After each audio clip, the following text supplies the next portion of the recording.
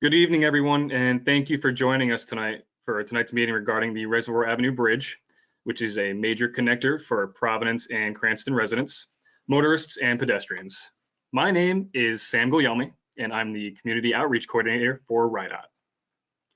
Joining with me tonight will be the RIDOT Project Management Team, our design consultants, as well as traffic engineers who are overseeing this project to its completion.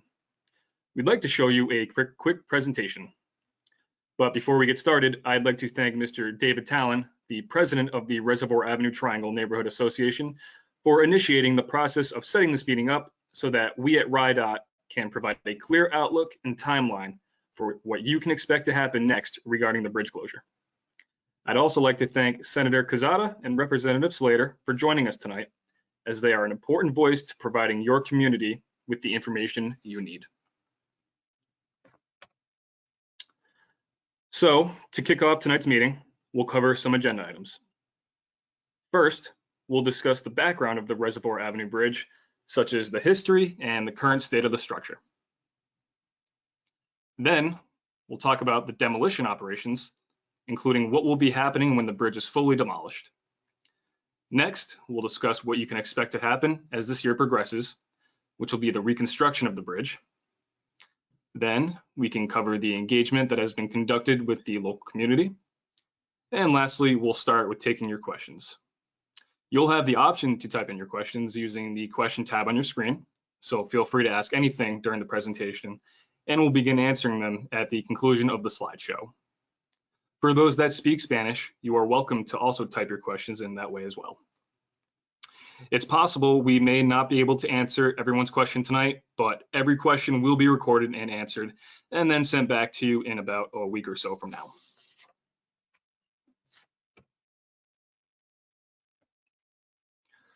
So, without further ado, I'd like to introduce Project Manager Jessica Rodas, who will begin our presentation. Thank you and enjoy. Good evening. As Sam has mentioned, my name is Jessica Rodas, and I am the project manager for this project. I would like to start by providing you some information about the structure and some background of the project. The Reservoir Ave Railroad Bridge 327 was built in 1936. It is a historical bridge due to specific features such as the steel beams and the bridge railing. The bridge carries Reservoir Ave over Amtrak Railroad and G&W Rail. It is owned and maintained by RIDOT, and it was scheduled for replacement. So as I said, RIDOT was in the design process to replace the bridge in phases to maintain access for both traffic and pedestrians. However, due to the severe deterioration, an emergency declaration was filed in July of 2020. For the immediate closure and demolition of the bridge for safety.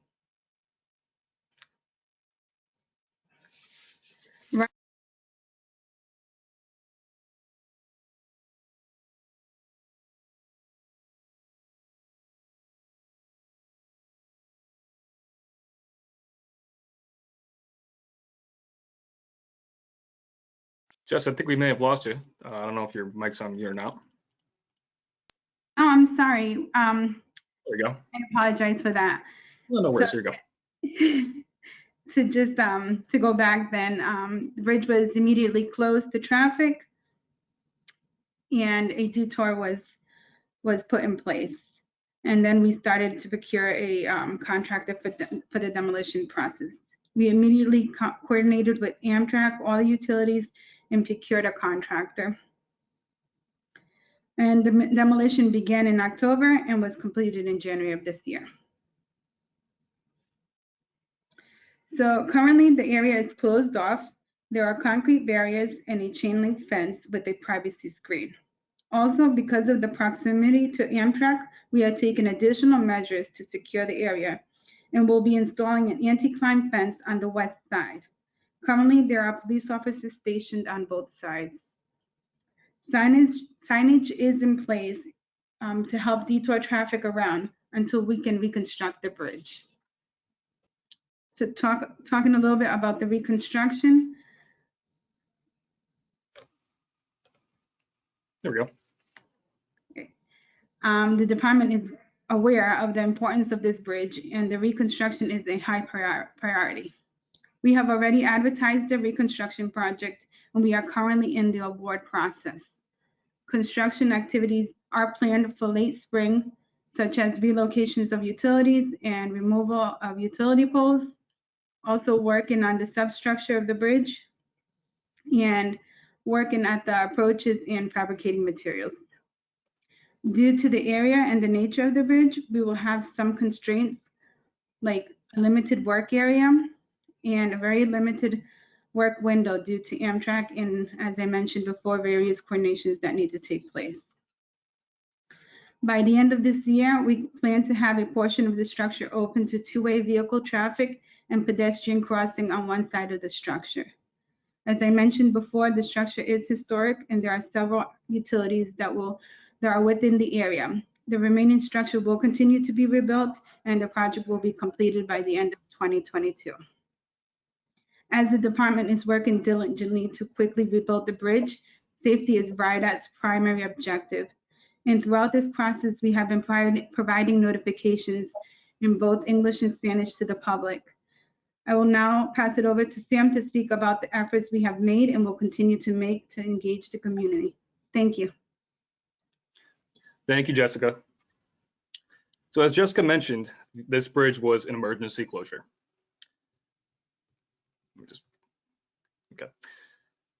Mixed with the current state of the world right now, as the timing of the pandemic couldn't have been worse for the local community, especially the businesses.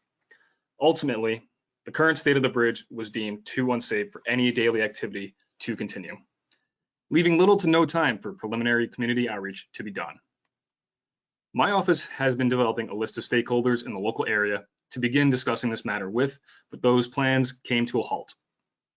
Our communications office had to put out media releases declaring the bridge to be closed immediately due to safety concerns. It was not easy having to tell the abutting businesses of the closure, especially the Popeyes restaurant, the Reservoir Avenue Auto Body, and Alkin Jewelry, the three businesses closest to the bridge, who rely on that daily traffic for their businesses to succeed. The only thing that could be done was to just listen to their concerns and bring this information back to our team for review. Once the bridge was officially closed, our crews strategically began placing detour signs in local areas read in both English and Spanish, including message boards to alert local motorists of the closure. So here's an example of an informational flyer I distributed to the area after the bridge was closed. In the image shown, a detour map was provided, including detailed information regarding the current situation and a timeline of what would be happening next. I always make sure to put my contact information at the bottom of these flyers as a direct contact to provide any assistance to anybody that may have questions or concerns after receiving these flyers. As I mentioned before, preliminary outreach operations had suddenly changed when the bridge was closed, so only the abutting businesses and residents received these flyers. When we begin reconstruction of the bridge this summer, our communications office will begin providing reoccurring progress updates of how things are going with the bridge and what work is to be expected next. This is just one resource that was used to engage the local community as a quick response.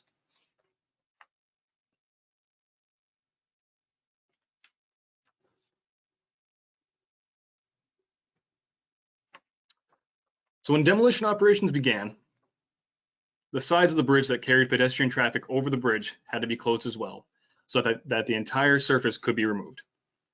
Through community engagement, we learned just how active and important the pedestrian traffic is in the area, as many residents and students use this route to get from one side to the other. The bridge being closed to pedestrian traffic really caused a disruption and inconvenience for the students who had to walk across the bridge and get to school, especially in the winter months nonetheless. Our RIDOT outreach office began working with the Providence Public School Department, as well as the Rhode Island Public Transit Authority, to address this problem by creating an informational handout that would be given to the local schools in the area that were being affected. As you can see on the screen, this flyer was distributed by the school department to Alvarez High School and Reservoir Avenue Elementary School to notify the students and parents of a solution. Through our coordination, RIPTA was able to provide bus passes to students at no charge to them so that they could get to school safely and on time. As time moved on following the bridge closure, more and more concerns were received regarding the impact of the situation. Because there wasn't enough time to notify the public of the closure, it was difficult for local traffic having to adapt not being able to cross the bridge, causing many motorists to hesitate in their decision and making the area unsafe for the local community. In response, our traffic division began adding more signage and active message boards to the area to help curb this confusion. Our project management team then met with the local leadership to inform them of the current state of the project to make them as knowledgeable as possible so that they could then report to their local constituents. The communication with Senator Quezada and Representative Slater and our project management team will continue through project completion. So as I mentioned, some concerns received from the community were the increased traffic in the neighborhood, causing more accidents, a little more reckless driving, and then not having access over the bridge for pedestrians. Here we have a blown up image of the current detour in place for both motorists and pedestrians. Essentially, Elmwood Avenue is the main route to get from one side to the other. Pedestrians will need to use Narragansett Avenue to then get to Elmwood, while motorists can use Roger Williams Avenue as an alternative for the time being. Highlighted below is a very important piece of information for pedestrians.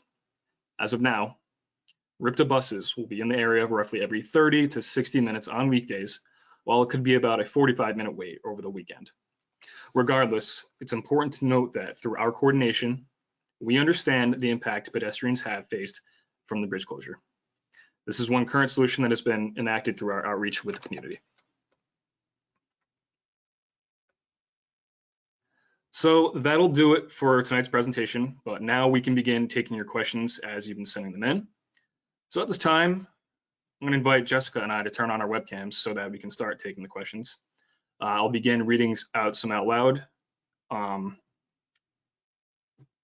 I'd just like to reiterate that if your question is not read out loud tonight, it will be answered in writing and returned back to you. There she is. Hi, Jessica. I think your microphone may be off. There it goes. There we go. One more thing is also, if you can see on the screen as well, I've included my email address. If you would like to send over any additional questions, comments, or concerns in the future as this project continues, for additional information, you can always go to the RIDOT website for further assistance.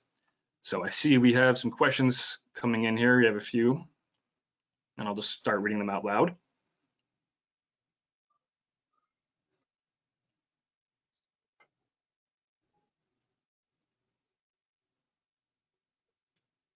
I have a really small window, so I can't really see it. This is really confusing from Doug Victor. This is really confusing. I almost gave up. Why is there not a notice that the meeting will begin soon instead of no helpful information? Let me bring Dave Talon on to kind of help us out here. Hey, Dave, can you hear us? Yes. Okay, did you read my the question I just read out loud from Doug Victor? Yeah, actually, I'm not able to read the questions or see any of the attendees. I can't either, David. Interesting. Okay.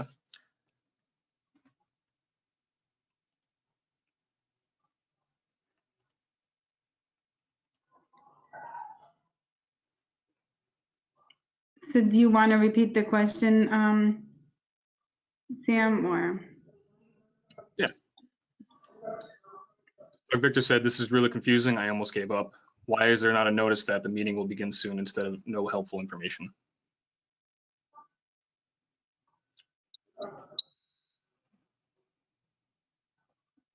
I'm not sure why that's happening.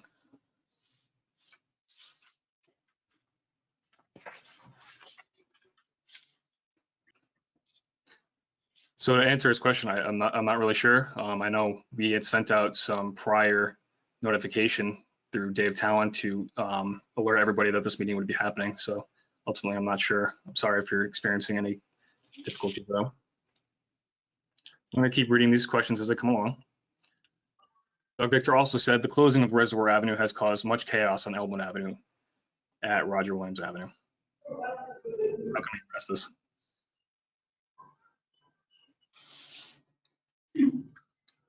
All right, so we did have some engineers go out and take a look at this signal timing at the intersection of Reservoir and Roger Williams, as well as Elmwood Ave and Roger Williams.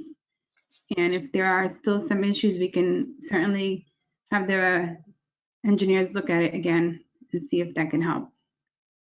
Great. Okay, from Ryan Krebs. Is it possible to get a detour from I-95 to 10, I assume Route 10, to get to Reservoir in order to cut down on traffic on Roger Williams Ave?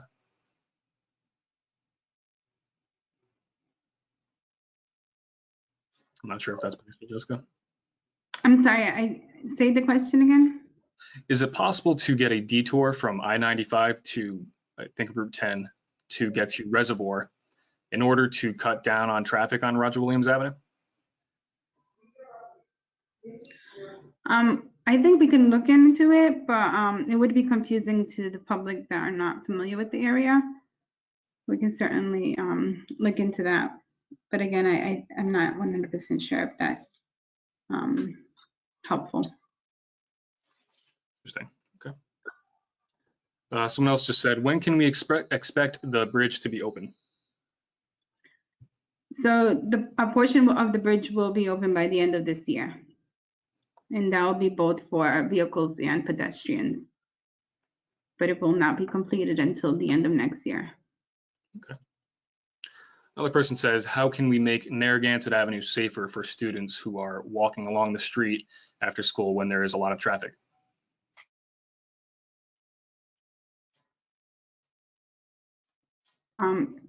Can that person be more specific?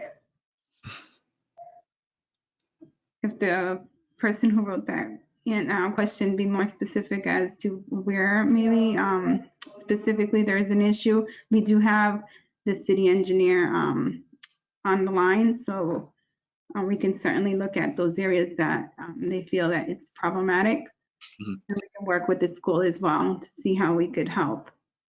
Yeah, absolutely. I mean, we can still, as this closure occurs, we can still work with the school department to make sure that all the students feel safe, as this is a large impact to them in their daily commute. Right.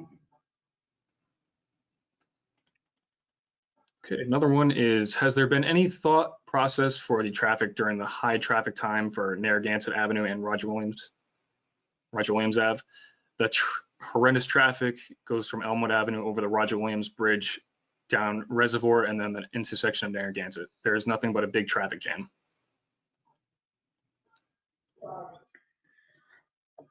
We're aware that there is some backup on Elmwood Ave.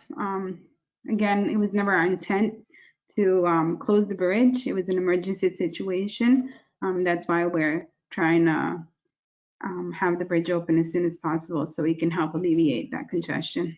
Mm-hmm. Okay. I have another one here.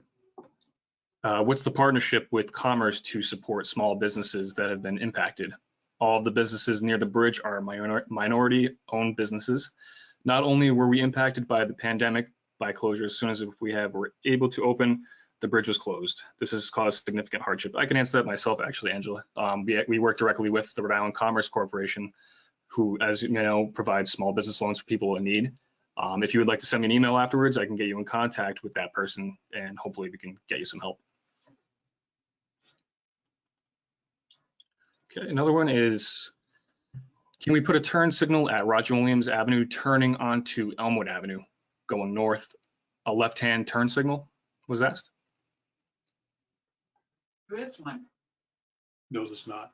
There's one going south. No, it's on Elmwood turning left on Roger Williams, but not on Roger Williams turning left on Elmwood. Oh, I see what you mean, yeah. Okay. So a turn signal at Roger Williams and Elmwood? Can we put a turn signal at Roger Williams Avenue turning onto Elmwood Avenue going north? A left-hand turn signal. Steve, I don't know if you want to, Steve Pistawa, I believe, is on the call. If you want to perhaps chime in on this,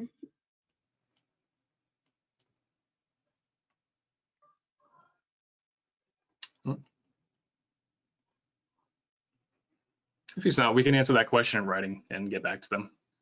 Okay. Not sure if you can get on, but if we can definitely get that question answered in writing.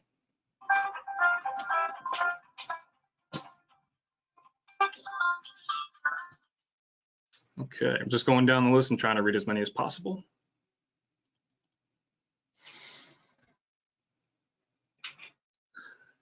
Traffic bottlenecks at Roger Williams Avenue in Narragansett, and there was supposed to be money for police detail. I live on Narragansett Avenue, and it is a nightmare. The cars make 2 to 3 lanes, and there is a gridlock. Is there any way to fix that? So again, we'll have to get back to you. I do believe there was a traffic study done in that intersection. Okay.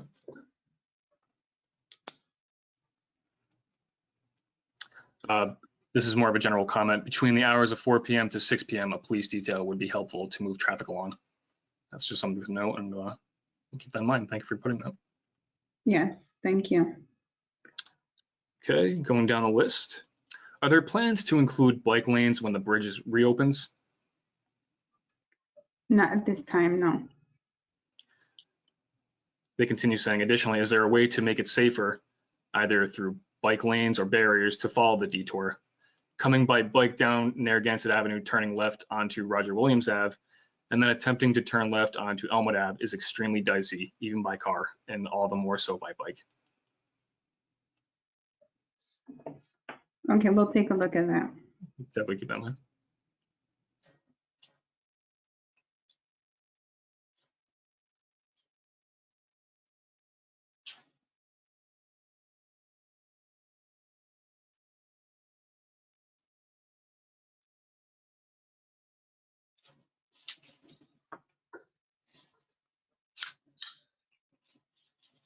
Dave, I'm going to have you come on in a few minutes to discuss anything you'd like. Sure. I'm getting a lot of comments on some more so questions, but just reading them as they come in.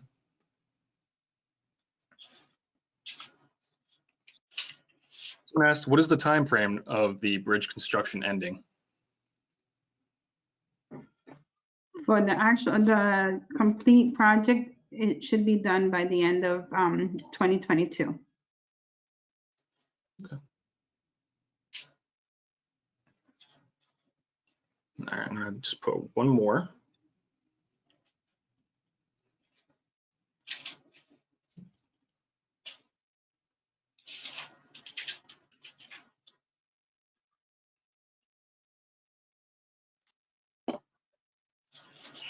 These are more comments than questions, so I'm just trying to read as many questions as I can that we can answer. I'll certainly go through the comments and Yeah. would take any suggestions if somebody has suggestions on areas you want us to focus on or look at. Right, yeah. So it just looks like we have mostly comments, so we'll get those answered. Dave, I'm going to give it over to you now if you'd like to address the audience.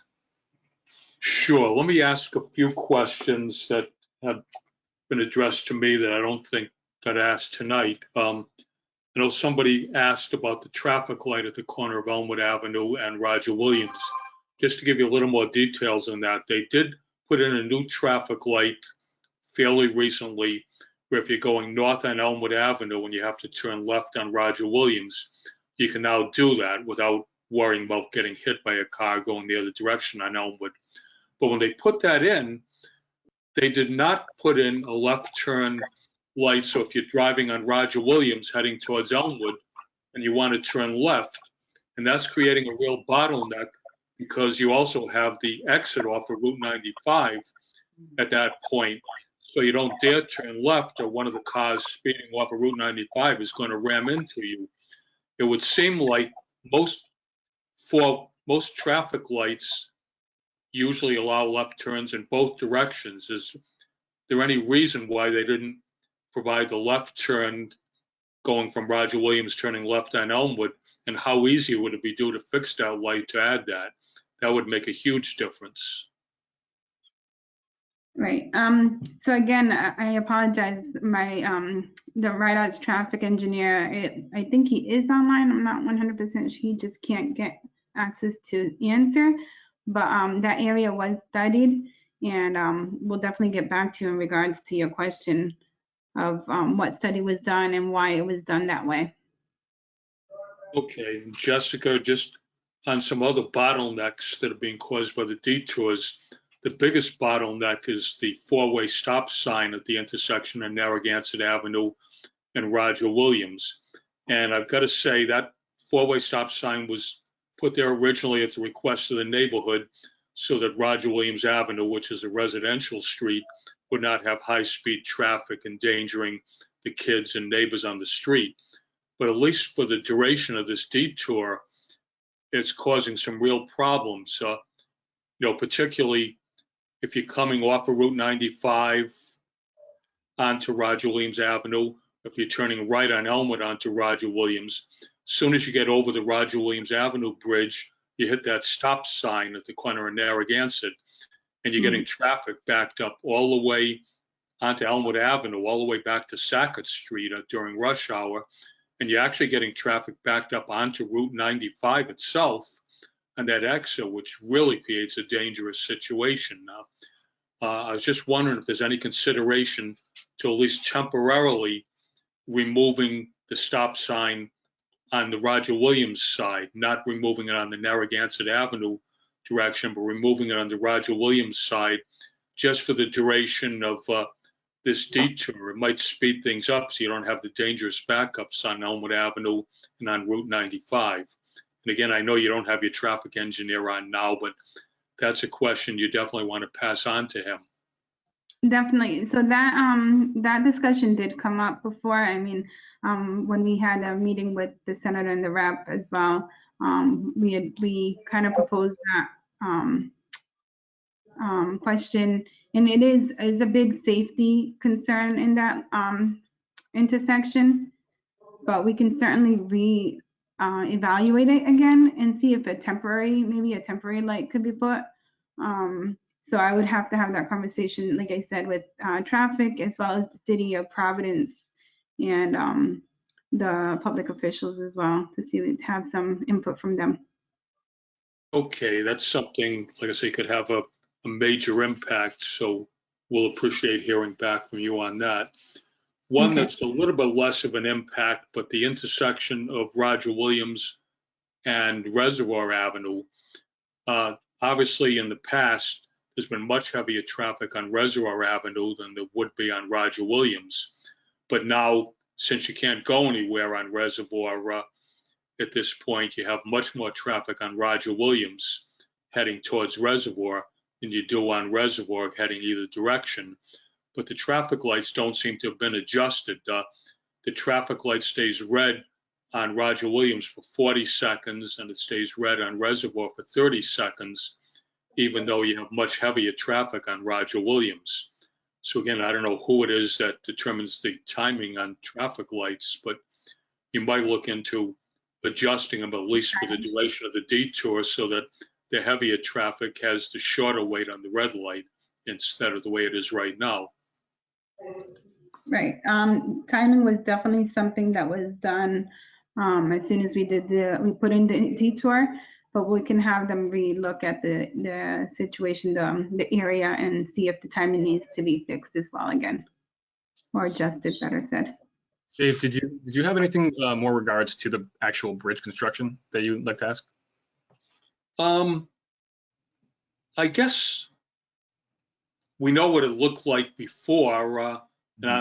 I don't know if you're still in the design stage, whether you can tell us what it's going to look like afterwards. So, yep, I can definitely do that. Because of the bridge being historic, it's going to look the same exact way. It's going to have the same type of railings. We are told that we need to keep those. And if you ever get the chance of looking at it from underneath, the beams are pretty much the same. So we haven't changed any configuration. There is no profile or no widening or narrowing of the bridge. So it'll look better, but the same. Okay, well, we have no complaints about that. That was just a curiosity type question. And obviously the main questions have to do with when it's going to be done, and I think you have answered that to the best of your ability. Yes. Probably not to the satisfaction of anybody who can't wait for it to be done, but you've given honest answers on that. I actually had, I think someone would have come on late. They actually asked, she's confused. So the demolition is from spring until December 2021, but the bridge will be open by the end of 2022. Jess, did you just want to reiterate exactly what's going to happen out there? Say what, so a portion of the bridge will be open by December of 2021, by the end of this year. And that will be for traffic and for pedestrian only on one side of the structure. And then by the end of 2022, the project will be completed. Okay. Okay. One of the things I'm curious about, you're talking about the demolition not being finished. Before they put up the recent fencing where you can't see through it anymore, I was able to check it, and it looks like everything is gone already. Is there still more to be done on the demolition? There's some areas at abutments that needs to be kind of demolished, but there are utility poles currently up there on that side. So they need to be relocated, and then we're able to finish the demolition. There's not much, but there is still some. Okay. One of the questions, I mean, obviously the questions people are asking me is why does it take so long to finish it? And I know when I talked to Sam previously, he told me there's problems with doing it over railroad tracks, that you want to make sure that nothing hits a train going by or blocks the tracks. And you have all sorts of permits you have to get. I was just wondering if there's any delays in getting permits that our elected officials could speed up, or whether you're progressing as fast as is possible to do on that. Right, we definitely are. So you're right, it's because we're over Amtrak and there are high voltage lines. So we're also very limited on the time that Amtrak allows us to work. We get maybe 4 hours during the night. It has to be all done at night, and maybe 3 days. And if we're like, that's lucky if we get that time frame. So we are working within that time frame to be able to. That's why it's taken some time. You can see the demolition took some time. Okay, so the permitting delays is pretty much with Amtrak. It's not with anybody else. Is that correct? I'm sorry, I didn't hear that. You completely cut out. Okay, so any delays in getting permits, it's pretty much Amtrak that is holding you up. It's not anybody in the state or the city or anyone else. No, yeah, that's correct. Amtrak has a few other projects going on in the area, so we are also kind of coordinating with those projects so that we can have an electrician on site and a flagger when we need to do work over Amtrak. Okay, and are you satisfied that they're reacting to you as quick as reasonable, or that they're not stonewalling you and couldn't speed it up? Yeah, no, I feel that they're definitely being as cooperative as they can, you know, and then the problem is too, they have some people out due to COVID, and it's just been very, very tough during this time to get work done in a timely manner. Even fabrication, I'm sure, is gonna take some time. Yeah, Dave, I was just about to reiterate that with the pandemic going on, that's been causing a little bit of delays for every project. I mean, just as also generally, weather is also just a general thing that may cause minor delays, but nothing too impactful. Just to add on to the Amtrak that we've experienced. The other thing I want to bring to the public's attention is that we have every utility you can think of. Some people noticed that when we took the bridge down, there was a portion that was left up that was for the gas line. We needed to maintain gas so that people within the area didn't have that problem. And Verizon, Cox, National Grid Electric, Narragansett Bay, sewer, all of it's there. So we need to coordinate with them, make sure that they're able to service the public as well. Okay, and then I know there were questions about the communications. You've kind of indicated that once you actually start construction, which I think you're talking about July for starting construction, it'll be on the weekly updates the DOT sends out. there's anything at all that's happening between now and July, which that's still 4 months away, we would appreciate you sending it, however little it is, and we will make sure to pass it on to everybody else in the Reservoir Triangle through our own communications networks. Yeah, and I can make sure of that. Yeah, definitely. You'll probably see some work before that, maybe utility work, like I had mentioned.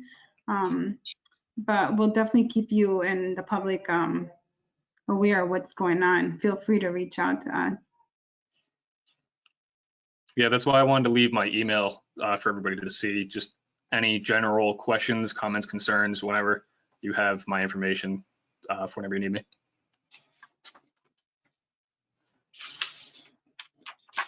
Okay, I'm not seeing anything else on the questions that got passed on to me by other neighbors. So I don't know if anybody else has wanted to type anything out, type anything in since you put me on.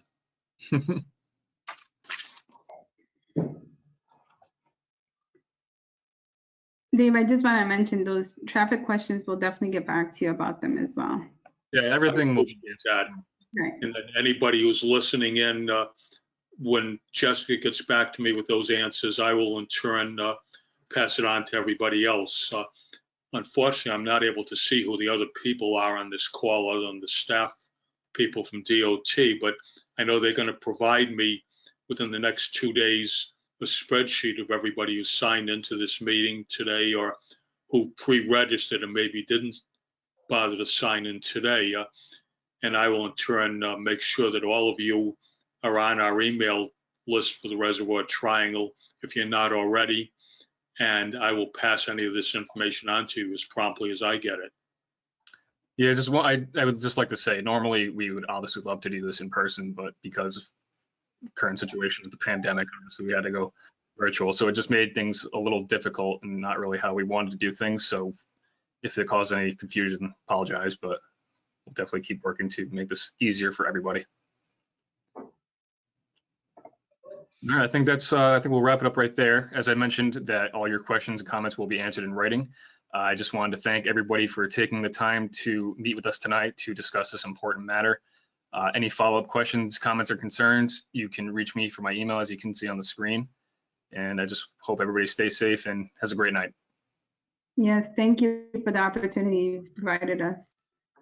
Okay, so Sam, I know we actually got finished a little earlier than you had us targeted for, so if you could give me maybe 3 or 4 minutes just to discuss some Reservoir Triangle business with the people that are logged in this. Again, I know there were 51 people logged in, and I don't know if that includes the 11 from the staff or whether that's 51 in addition to the staff. I see we have about 38 attendees on that are separate from the staff. Got it. Okay, so for the benefit of those people, I'd just like to tell a couple things that are going on. The next time that we meet in the Reservoir Triangle Neighborhood Association will be our annual meeting, which will be sometime in the middle of April. At that point, it'll be my own personal Zoom account rather than the DOT webinar account. So you'll be able to see everybody else who's on the meeting at that time, and we'll be able to talk to each other a little bit easier than we could do here. This meeting was done through DOT's webinar because obviously they had the PowerPoint presentation that they really couldn't do easily other than their own communications network. So we apologize for that. But when we meet again, which it will be virtually, I don't see any way we're going to be having a meeting in person by the middle of April. Hopefully sometime after that, I can see all of you people in person and instead of on my computer screen. But at that meeting, we will be, like I say, be able to see everybody else, discuss the other issues that are going on in the neighborhood. There will be our annual election meeting. So if anybody wants to run for an officer in the neighborhood association, they can contact Barbara Trainer, who is my vice president. Presumably everybody on this meeting received our flyer that has her contact information on it.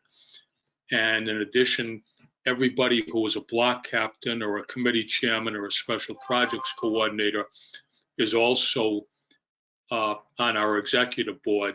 So if you're in on this meeting and you're not already a member, a block captain or a member of our executive board that would like to be, contact me.